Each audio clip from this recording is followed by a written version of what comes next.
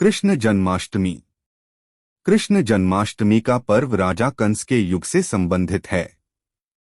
लंबे समय पहले कंस मथुरा का राजा था। वह देवकी का एक चचेरा भाई था।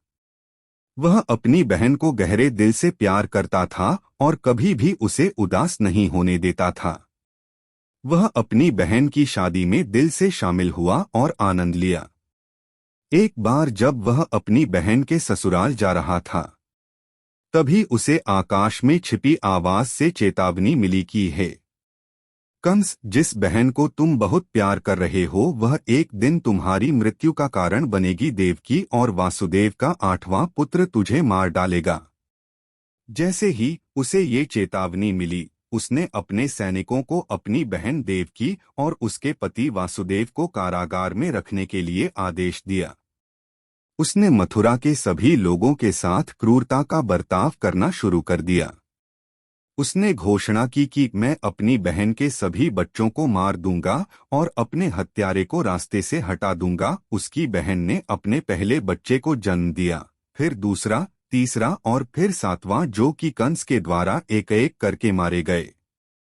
बाद में देवकी अपने 8वें बच्चे के साथ गर्भवती हुई, अर्थात कृष्ण जी, जो कि भगवान विष्णु का अवतार थे। भगवान कृष्ण ने द्वापर युग में मध्य रात्रि में श्रावण के महीने में अष्टमी 8वें दिन को जन्म लिया। उस दिन से लोगों ने उसी दिन कृष्ण जन्माष्टमी या कृष्णाष्टमी का त्योहार मनाना शुरू कर दिया। जब भगवान श्री कृष्ण नव पृथ्वी में जन्म लिया, एक चमत्कार सा हुआ। जेल के दरवाजे अपने आप खुल गए, रक्षक सो गए और एक छिपी हुई आवाज ने कृष्ण को बचाने के रास्ते के बारे में वासुदेव को बताया।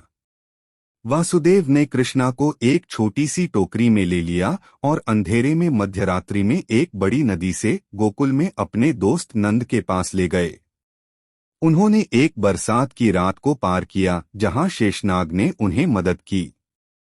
उन्होंने अपने बेटे को अपने दोस्त यशोदा और नंद बाबा की लड़की के साथ बदला और कंस की जेल वापस लौट आए।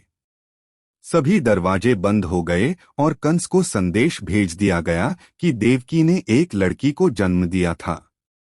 कंस आया और उस लड़की को पटक कर मारने की कोशिश की। उसी समय वह लड़की कंस के हाथों से अदृश्य होकर आकाश में अपने असली रूप बिजली कन्या के रूप में प्रकट हुई और उसने चेतावनी दी और कहा, अरे मूर्ख कंस, तुम्हारा हत्यारा तो बहुत सुरक्षित जगह पर पहुंच चुका है और जब भी तुम्हारा समय पूरा हो जाएगा तब वो तुम्हारा वध कर देगा।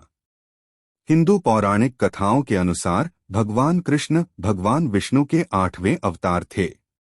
यशोदा और नंद के सुरक्षित हाथ में गोकुल में बाल कृष्ण धीरे धीरे बढ़ रहे थे और इधर कंस अपने राक्षसों को एक एक कर कृष्ण को मरने के लिए भेजता रहा, परंतु श्री कृष्ण ने सभी राक्षसों का वध कर दिया और बाद में उन्होंने कंस की सभी क्रूरता को समाप्त कर दिया और कंस का भी वध करके अपने माता पिता को कंस के चंगुल से मुक्त कर दिया।